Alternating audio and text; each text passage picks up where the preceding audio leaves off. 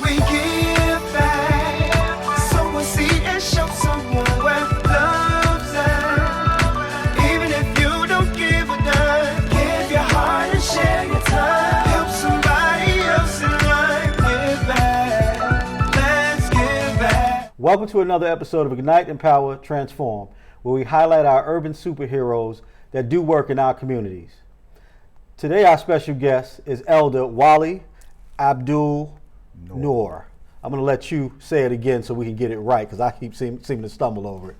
Wali Abdun-Noor. Wali Abdun-Noor. Right. Wali Abdun-Noor. I got it. Okay.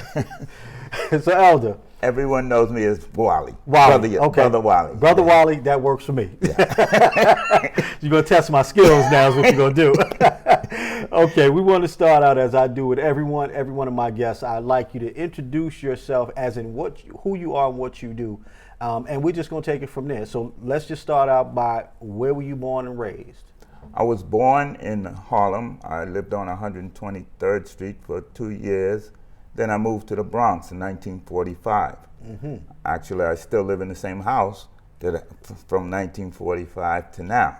Something you don't see these days. Communities are always changing. Absolutely. Okay. I mean, I've lived there so long that I'm able to clock how long the community is going to change. Wow. It's like every 6 years, you get a whole new group of people. Really? Right. That's interesting. Being I'm here dealing with scouting, I started scouting in 1948. Okay, so before we get to that scouting, let's talk about what led up to it. Okay. Let's talk about so what did you do prior to being a scoutmaster? Well, that's where I was going. Okay. Okay, because in 1948, I was a Cub Scout. You were a Cub Scout. Got you. Okay, maybe if I just shut up and let you talk, we'll get it right. Okay, go ahead. I was a Cub Scout in a Cub Scout pack in Harlem, in Beulah Baptist Church. Okay. And then after we moved to the Bronx, I continued my youth scouting career in the Forest Avenue Congregational Church. Mm-hmm. And I stayed there until I was about 14. And then I actually went into a Sea Scout troop for a little while. Okay, Sea Scout is? Sea Scouting is Boy Scouting starts with Cub Scouts. That's ages 7 through 10. Okay. Boy Scouts go from 10, 11, up through 18 or sometimes 14. Okay. And then you have explorers that go from 14 up to 21. Okay. So, and when you deal with your explorers, you have more what I call specialized type of organization. Okay. You can have a medical organization. You can have an air organization. You can have computer organization. Okay, so there are different groups within. So where'd you go from there? All right, from there, naturally I was in school all that time.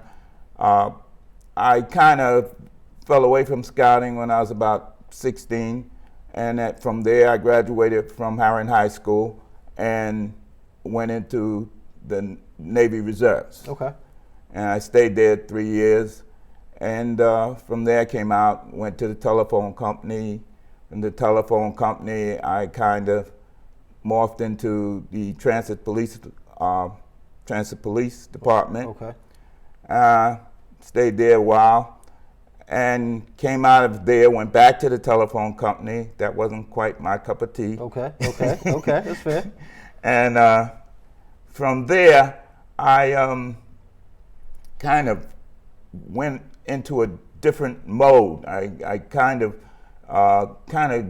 got involved into the community and got involved with the Nation of Islam. Okay. And getting involved with the Nation of Islam, I really started to deal with the community from a volunteer point. Up to that point, it was okay, the police department or anything else I was doing, it was kind of getting paid, and actually, I really wasn't involved in the community. I'll put it like that. Okay. I really wasn't involved in the community. But once I got into the Nation of Islam, my community work started. Okay. And from that point on, I came into scouting in the Nation of Islam. As a matter of fact, I was with the first group of Muslim scouts in New York City. So let's touch on that a little bit, because that just doesn't seem like a natural fit to me. Right. Most people wouldn't put those two together. Right, absolutely. How did that kind of meld together? How did that all happen? Okay, being that I had been in the scouting, a brother walked up to me and said, "Listen, we're trying to start a Cub Scout pact here in the mosque." At that time, it was the temple, and most, like you said, it didn't fit. Most people couldn't see how that could fit together. But myself, by being in scouting and by being in the Nation of Islam, I knew that the two actually did fit. Okay. They both are about character building. Okay. That's what scouting is really about. You know, people think about scouting as far as building fires, tying knots. Yeah, we do all of that. But the purpose of scouting is character building. And like I said, I kind of fell away from scouting when I was about 16 years old, and I'm really not proud of what happened between 16 and the time I got in the Nation of Islam. Okay. And when I got in the Nation of Islam, that kind of brought me back to who I really should be.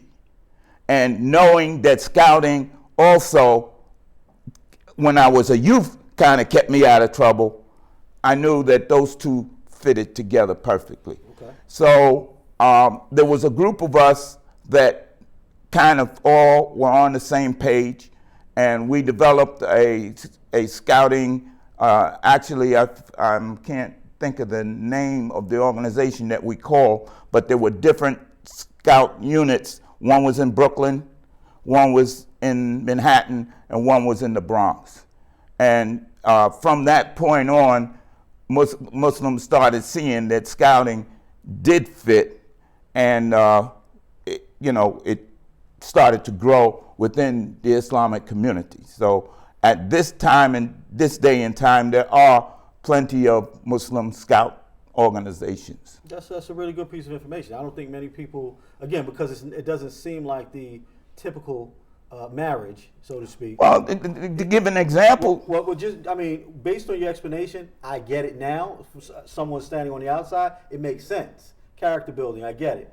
But the typical person walking around would never put the two together. Give an example of that. We had to work out how you deal with the Pledge of Allegiance versus our faith is God comes first. Mm-hmm. And you're dealing with the Pledge of Allegiance. Which one? How do you deal with it? Okay. And so we worked that out. Okay. We worked that out. Okay. And that is one of the issues. Most people really do not understand what Islam is about, so that's why it's such a not fit. But basically, they both the same thing. We used to laugh. You really shouldn't get in no trouble. You're a Muslim and you're a Boy Scout. How can you get in trouble? Right. Understood. Okay. So let's all right. So you guys get this going. The Nation of Islam gets this going. The three scout packs. What you call them? Well, it was three different units. The three different units. Yes. Are they still in existence today? Yes. They're still, and have they grown? As in, are there more units? There are more units. Okay. The original units may not be in existence. Gotcha. And I just want to correct those units. I don't know if you're familiar with a little history of indigenous people. When I say black people in Islam, in the Nation of Islam was particularly black people. Mm-hmm. But then when Elijah Muhammad died, people kind of went to Sunni Islam from there. So you still had the old Nation of Islam, and you had the Sunni Muslims. Sunni being more strict? Sunni being, the Nation of Islam was more nationalistic. Okay. And the Sunni was more religious. More religious. Okay. Okay. And that's what I meant, strict religiously. Yes. It was a little more what's the word I'm looking for? Dogmatic. Yeah. I wouldn't even say more religious. I'd say more dogmatic. Okay. Okay. So the scouting came at the time when the split came. So it was more, rather than being in the Nation of Islam, it was more into the Sunni part of it. Okay. So now, where you are now with the Scouts, it's not within the realm of Islam. No, it's not. Right, so how did you get here? How did you transfer into this portion of it, and when? Okay. In my so-called career, if you want to put it, part of what I did was become a merchant marine, and as becoming a merchant marine, traveling all over, I tended to start to, like, the average person is in one church or one mosque or one organization. Gotcha. But by traveling all over, I started attending mosques every place that I went, which got me now into the mode of going to different places. And then after I got off the ships, I kind of looked at the situation. One of the things was that a lot of my work, most of my work was done in Harlem, and I lived in the Bronx. And finally a bell went off and said, you live in the Bronx and you're working in Harlem. Gotcha. What about, right outside the door?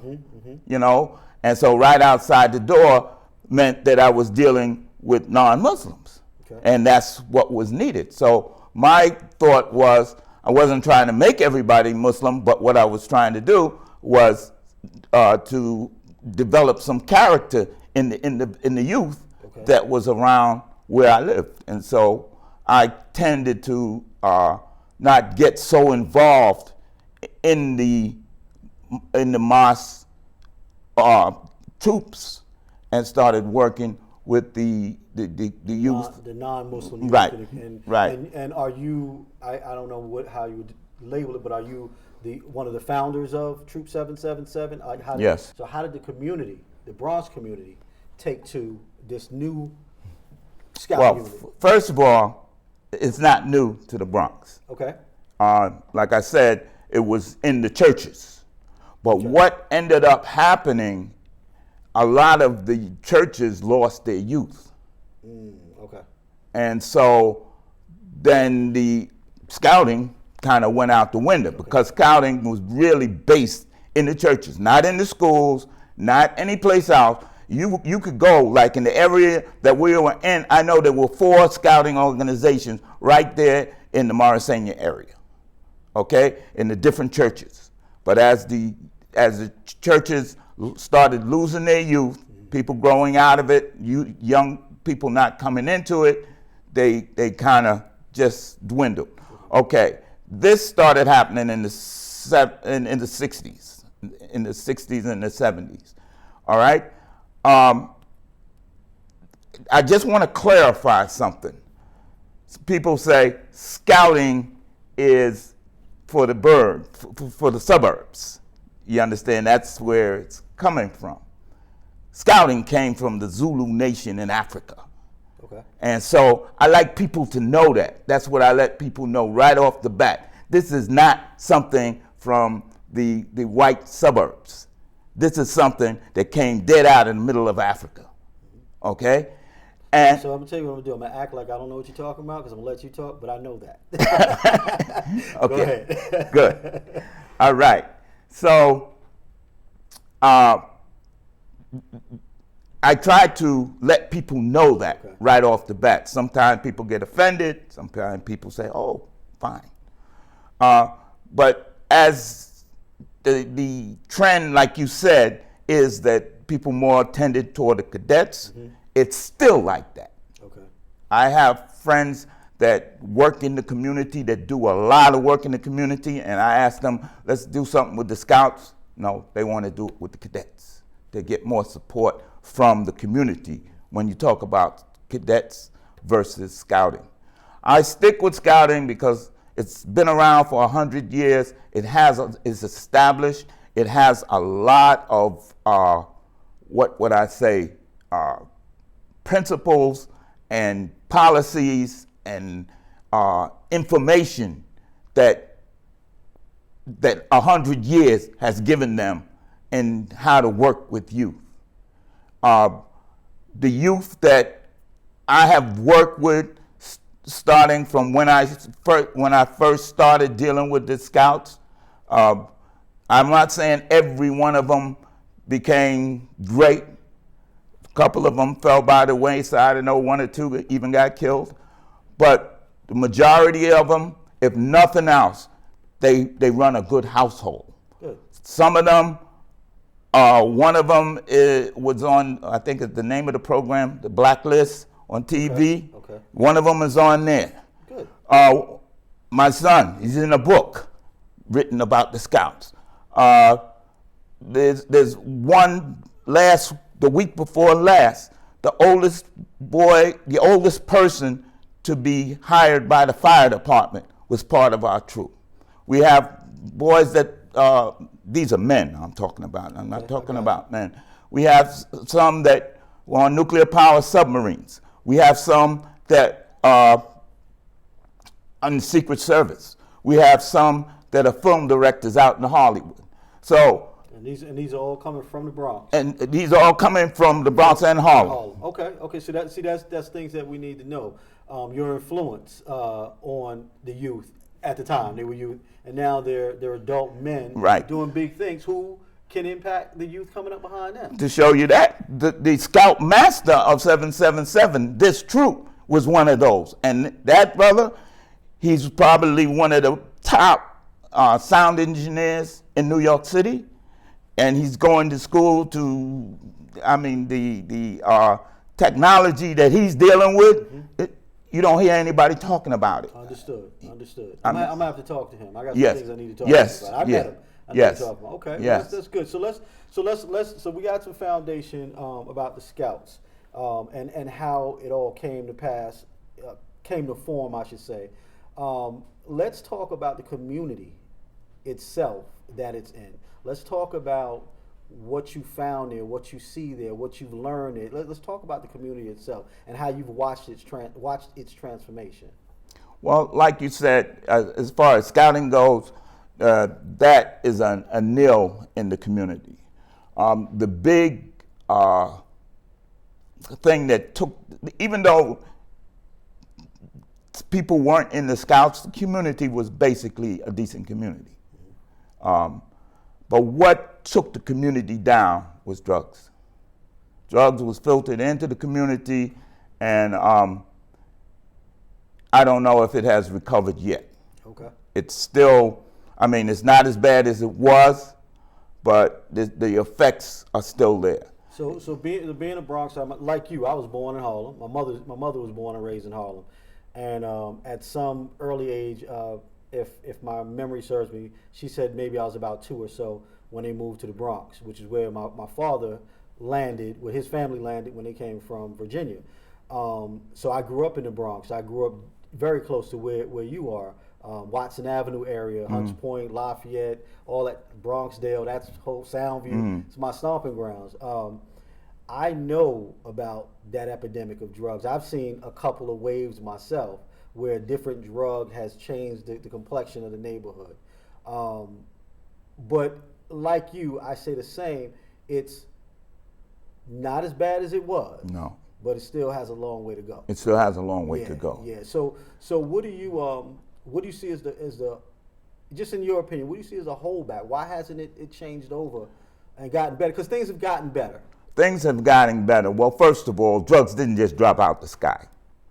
You understand? That was a plan, and it's still part of a plan. So we're up against a plan, and a strategic plan. Okay. I actually look at this as two ways: germ warfare or chemical warfare, and I also look at it as when they said, like, the Pilgrims came and put smallpox in the blankets for the Indians. Gotcha. You understand? I look at it like that. Maybe. So there's a design. Your feeling is there's a design. Very much so. Okay. Very. So on that note, let's pause there. What we want to do is we want to take a break. for a commercial, and then when we come back, we'll just pick up from this point. Okay. When I was in foster care, I never knew when I would have to move. So I always had my suitcase ready to go. Then one day, I was adopted. My new parents opened their hearts and home to me. My parents cook my favorite breakfast for me every morning. My parents take me on trips I never thought I would go on.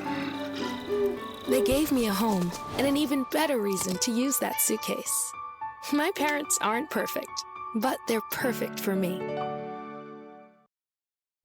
Okay, we're back from our commercial break.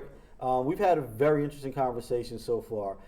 So we left off with your thoughts on how our communities in the Bronx particularly are being infested, if you will, with illegal drugs and things of that nature. Now, I think we all have a feeling about that, especially those of us that grew up in the neighborhood, because we know in the neighborhoods, we know there's some very decent people. We know there's some good people. I mean, I like to pat myself on the back and say I'm one of those, and I'm sitting alongside one as well.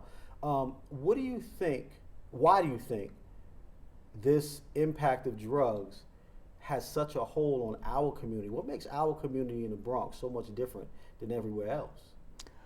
Our community in the Bronx is not different from the communities that have been targeted.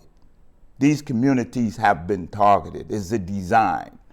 It even goes back, I don't know if you're familiar with redlining, but redlining is when the banks does not loan money to people to develop certain communities. Okay.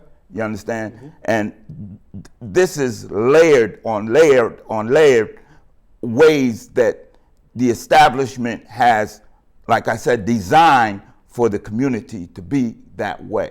So the decent people in the community are up against this, and the main thing I think they need to know that it was designed, and that these kids that we're having problems with, that are going astray, that it was a design. So we have to work with them.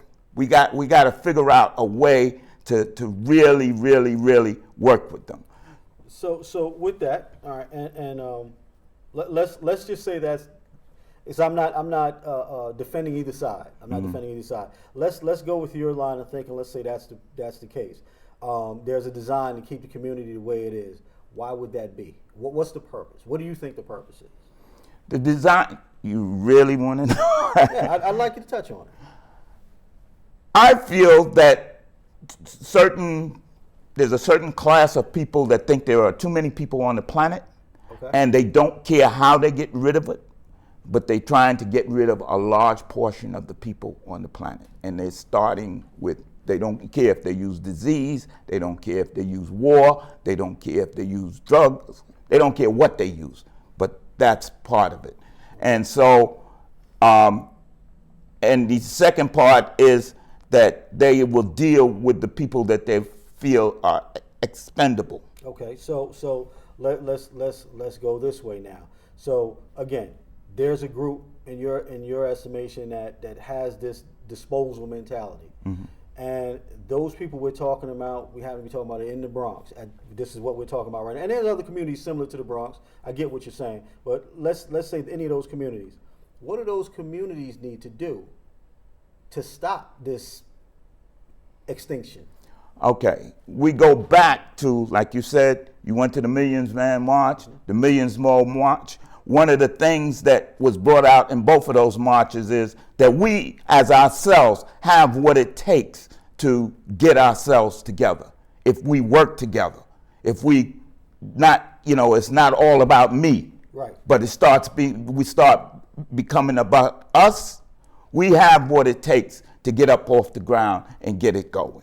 Okay. You understand? But I think that we have been programmed in such a way that it's about me and that's it. You understand? And with that mentality, it's like a divide and conquer situation. Okay. And until we get the we out of the me, we're in trouble. So here's another question for you.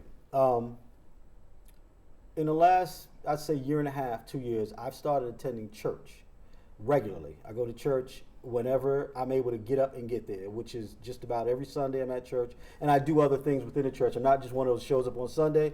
I'm there during the week doing things. I'm helping with different programs. And I never thought that I'd get as much flack as I do for going to church. Now, I get the understanding and the apprehension when you talk about this white, blue-eyed, blonde hair. I get all of that. That's not my concept of church and God, just to put that there. But then you have those staunch believers, and he's black and he's woolly hair and bronze skin. I get that too.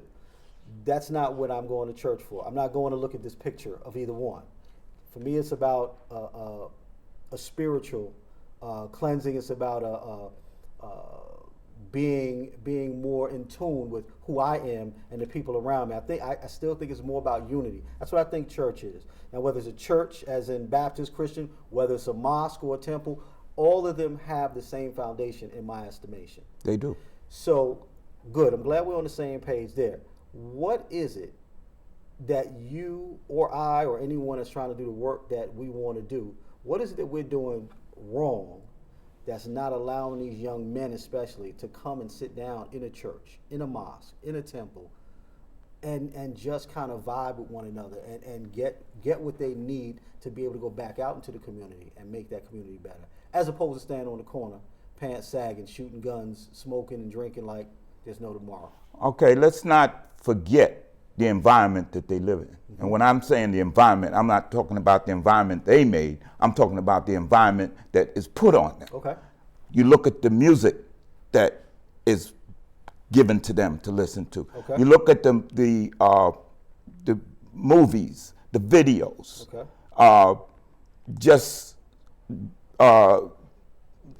The stars, the sports, everything to distract you from who you really are. Yesterday, I dealt with a young man that's getting ready to go for Eagle Scouting.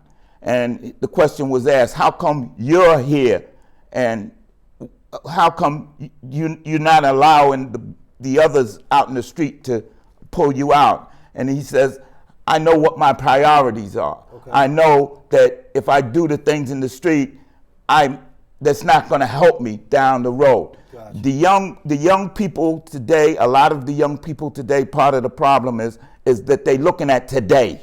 Understood. They're looking at today. They're not looking at down the road. And the way the system is set up, it sets them up to look at today. Gotcha. For example, fire department. You got a fire department, probably the best, one of the best in the world. Okay. You understand? Truck pulls in, big fire, and they jump off, they go in, they do the fire. How many black men you see on that truck? Understood. Now I'll hold you to that point because I actually have made this point a lot, but I've met a lot of black firemen. But based on time, we're going to have to cut this segment here. But we're definitely going to have you back because there's so much more we need to cover. Brother Wali, I really appreciate you coming and talking with us, and I think you put a lot of information out there that a lot of people are going to be interested in hearing and read more about. Thank you for joining us in this episode of Ignite, Empower, Transform. We'll see you again soon. Thank you. It's time we give.